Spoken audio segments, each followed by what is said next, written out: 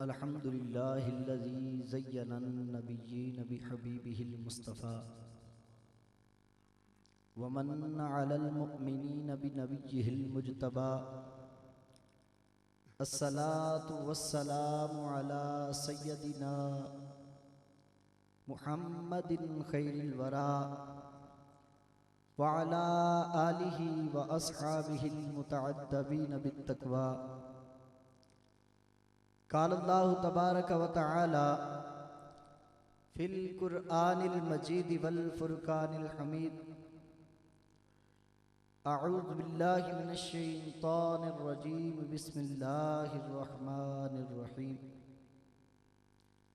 वसल्लि अलैहिम इन्ना सलातक सकनुल लहुम।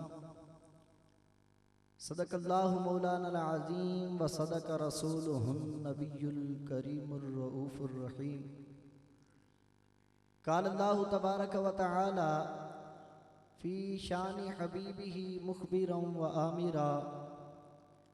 इन्नल्लाह व मलाइकतहु युसल्लूना अलन नबी या अय्युहल्लज़ीना आमनू सल्लू अलैहि व सल्लिमू तस्लीमा। सारे अहबाब बुलंद आवाज़ दे नाल दुरूद पाक दा नजराना पेश करो। अस्सलातु वस्सलामु अलैका या सय्यदी या रसूल अल्लाह व अला आलिका व अस्हाबिका या सय्यदी या हबीब अल्लाह। अल्लाह रब्बुल इज़्ज़त का लाख लाख शुक्र है कि जिसने अपनी तौफीक ख़ास से आपको और मुझे अपनी पाक बारगाह अक़दस में हाज़िरी का शर्फ़ अता किया और अपनी तालीमात और अपने महबूब मुकर्रम सल्लल्लाहु अलैहि व आलिहि वसल्लम के ज़िक्र पाक के हवाले से बाहम मिल बैठने की तौफीक अता फरमाई।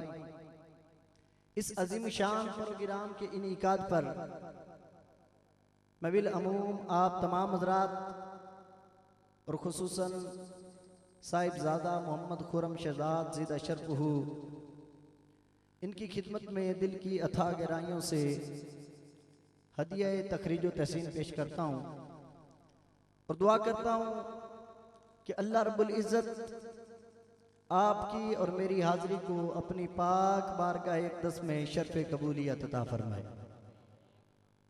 जैसा कि आप लोगों को मालूम है कि आज का प्रोग्राम ज़ू जिहतैन है। इसका मकसद आशिक रसूल मोहम्मद शरीफ सियालवी रहमतुल्लाहि ताला अलैह मरहूम और मोहम्मद इमरान और उनकी ज़ौजा मोहतरमा के एसाले सवाब के लिए है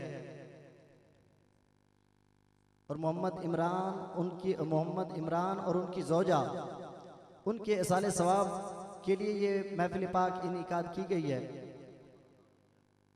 हाजी मोहम्मद रमज़ान और उनकी अहलिया उनके एसाले सवाब के लिए खुशबख्त और खुश नसीब होते हैं वो लोग जिन्हें अल्लाह पाक ऐसी औलाद अता करता है जो उनके मरने के बाद भी उनकी बख्शिश और मग़फ़िरत के लिए ऐसी दीनी मजालिस का एहतमाम करते रहते हैं। अल्लाह रब्बुल इज़्ज़त के हम पर बेशुमार एहसानात हैं।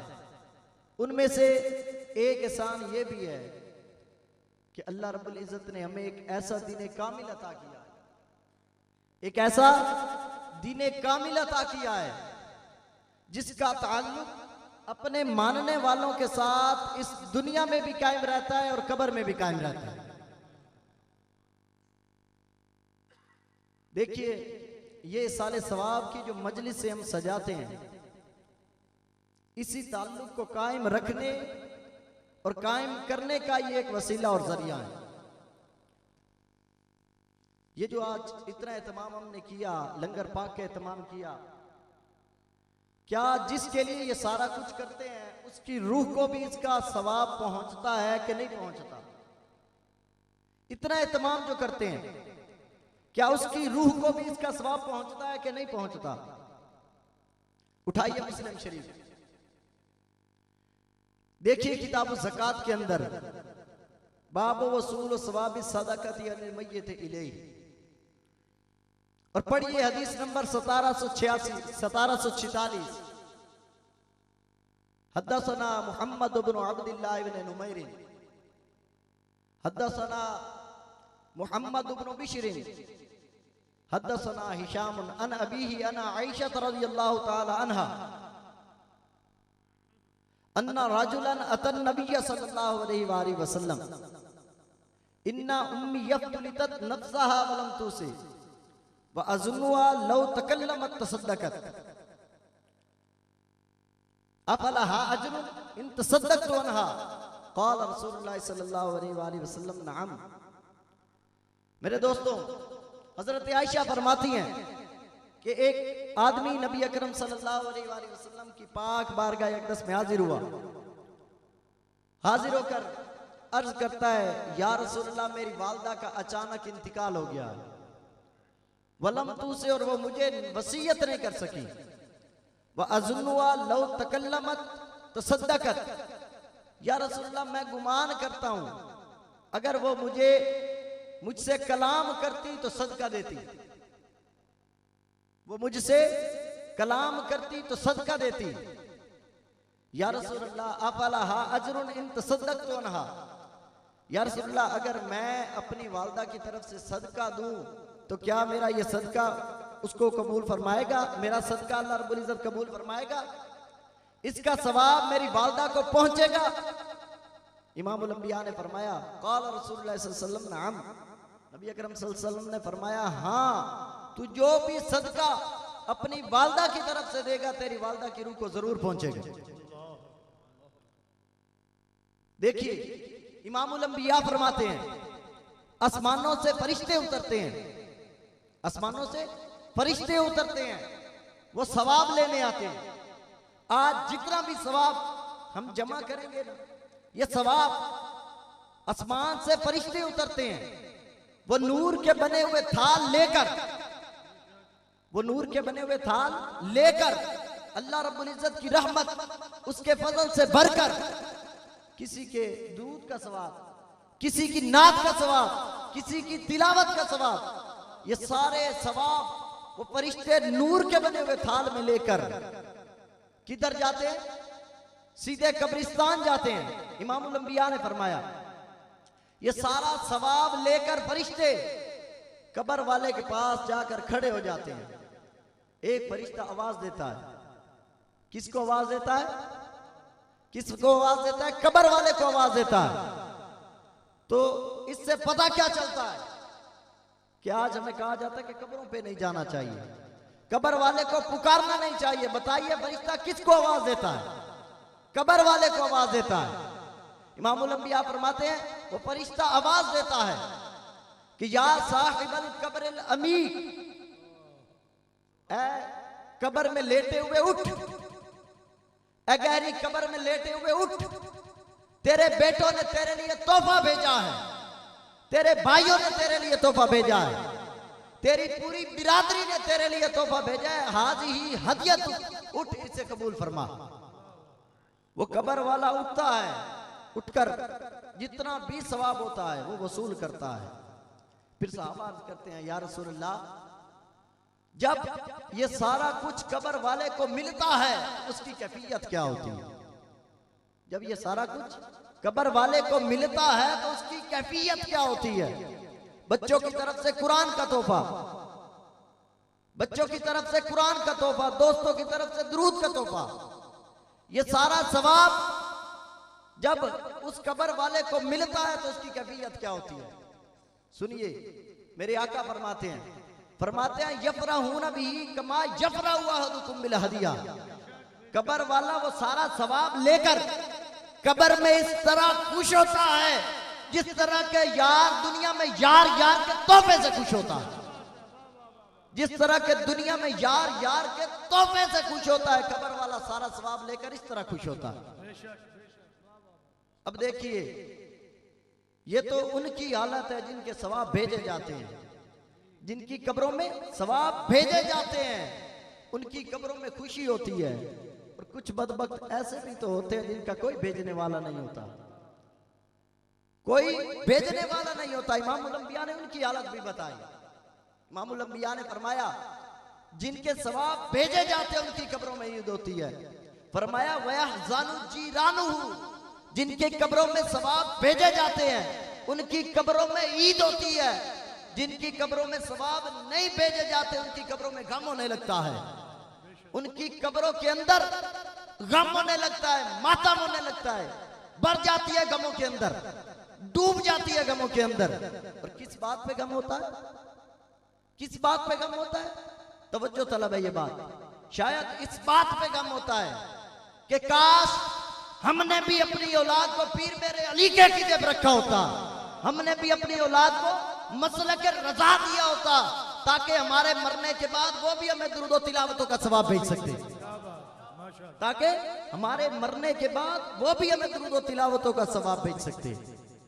तो देखिए जिनके माँ बाप जिंदा हैं वो भी सुन ले, जिनके माँ बाप इस दुनिया से जा चुके हैं वो भी सुन ले। जिनके माँ बाप जिंदा हैं वो गनीमत समझे। बाबा फरीदुद्दीन फरमाते हैं कि अगर किसी का बाप सो रहा हो या बैठा हो और वो अपने बाप वो थोड़ी सी जुबान निकाल कर, अपने मुंह से थोड़ी सी जुबान निकाल कर बाप के नंगे तलवों के साथ लगा दे। बाबा फरीदुद्दीन कहते हैं, फरमाते हैं जबान निकाल कर बाप के नंगे तलवों के साथ लगा दे। फरमाते हैं पैदा करने वाले की कसम 10,000 साल की इबादत से इतना रुतबा नहीं मिलता जितना इसे एक अमल से मिल जाता है। 10,000 साल की इबादत इतना रुतबा नहीं देती जितना एक दफा जुबान निकाल कर बाप के नंगे तलवों के साथ लगा ली जाए तो मिल जाता है। या रसूल अल्लाह, या रसूल अल्लाह, हक चाहिए या अली। तो जिनके माँ बाप जिंदा हैं वो गनीमत समझे। इमामुल अंबिया ने फरमाया अल जन्नतु तहता अक़दाम उम्महात, जन्नत किधर है? माँ के कदमों तले है। इमामुल अंबिया ने फरमाया अल जन्नतु तहता अक़दाम उम्महात, जन्नत माँ के कदमों तले है। अब बताइए जन्नतें हैं कितनी? बताइए। 8 जन्नतें हैं। कितनी जन्नतें हैं? 8 जन्नतें। और जन्नतें हैं कहां? सूरत नजम के अंदर अल्लाह रब्बुल इज्जत ने इरशाद फरमाया इंदा सिदरतिल मुंतहा व इंदहा जन्नतुल मावा। वो जो सिदरा है 7 आसमानों से ऊपर, जिब्राइल का घर, वहां है जन्नत। और ये सबसे नीचे वाली जन्नत है, ये सबसे नीचे वाली जन्नत है। बाकी जन्नतें इससे ऊपर है, बाकी जन्नतें इससे ऊपर है, ये सबसे नीचे वाली जन्नत है। तो तवज्जो तलब है ये बात कि इमामुल अंबिया ने मां को कितना बुलंद कर दिया। शरीयत मुस्तफा ने मां को कितना बुलंदो बाला कर दिया कि जन्नत तहता अक़दाम उम्महात, जन्नत मां के कदमों तले है, जन्नत मां के कदमों तले है। तो मतलब क्या हुआ? मतलब ये हुआ कि जहां 8 जन्नतों की बुलंदी खत्म होती है वहां से मां का तलवा शुरू होता। जहां 8 जन्नतों की बुलंदी खत्म होती है वहां से मां का तलवा शुरू होता। इमामुल अंबिया ने मां को कितना बुलंद कर दिया, शरीयत मुस्तफा ने मां को कितना मर्तबा अता किया। और फिर देखिए, अब देखिए आगे सुनिए, इमामुल अंबिया फरमाते हैं, इमामुल अंबिया फरमाते हैं कि जिनके माँ बाप जिंदा हैं वो तो ये गनीमत समझे, आज माँ बाप को राजी करें। आज क्या करें? माँ बाप को राजी करें।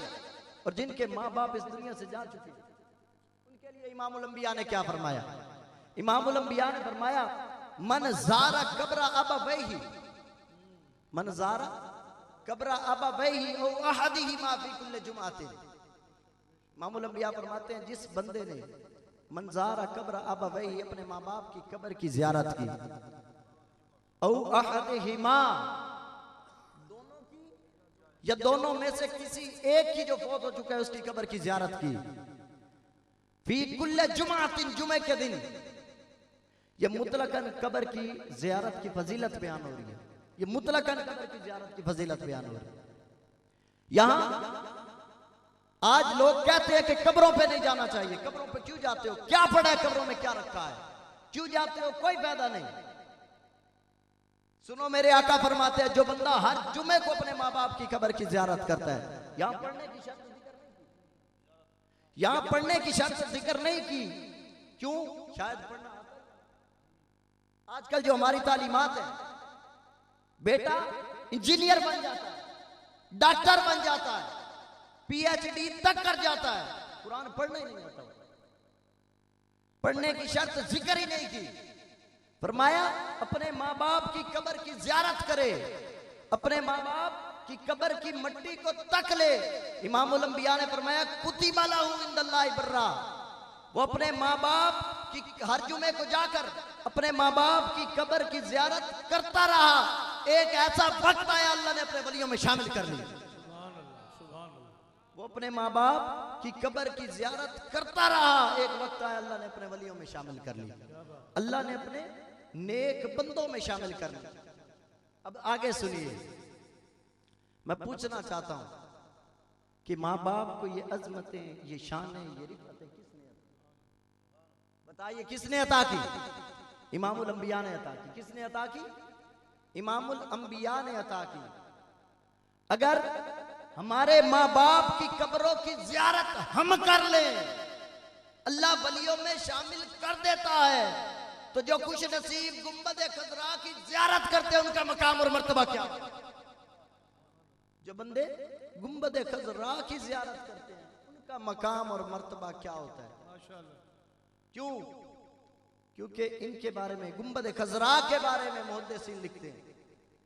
क्या लिखते हैं मुहद्दिसीन इकराम? मुहद्दिसीन लिखते हैं कि 70,000 सुबह आते हैं फरिश्ते और 70,000 शाम को आते हैं, बदल बदल कर। 70,000 सुबह आते हैं और 70,000 शाम को आते हैं। और जो एक बार आता है दोबारा आना नसीब ही नहीं होता। जो फरिश्ते एक बार आ जाएं, दोबारा आना नसीब ही नहीं होता। ऐ इमामुल अंबिया के गुलामों, ये हम खुश नसीब है जिन्हें अल्लाह ताला अपने महबूब के कदमों में बार बार बुलाता है।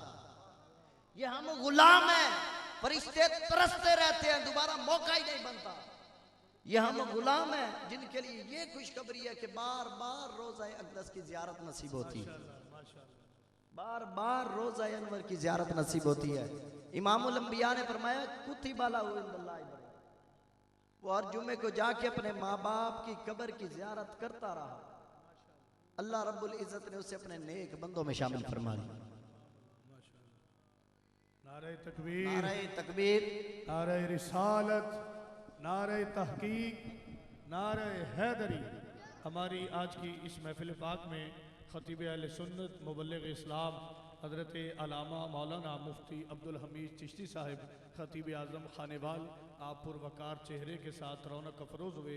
मैं दिल की अथाह गहराइयों से हज़रत की बारगाह में खुश आमदीद पेश करता हूँ।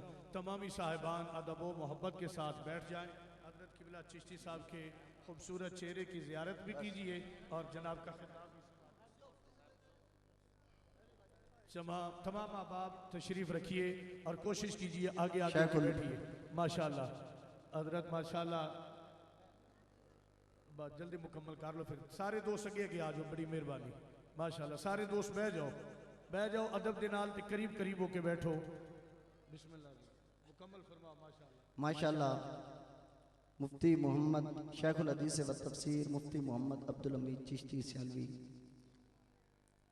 तशरीफ़ फरमाएं। मैं अपनी हाज़िरी को मुकम्मल करता हूँ। देखिए इमामुल अंबिया ने फरमाया कुतिबा लहू इंदल्लाहि बर्रा, अल्लाह रब्बुल इज़्ज़त उसे अपने नेक बंदों में शामिल फरमा लिया।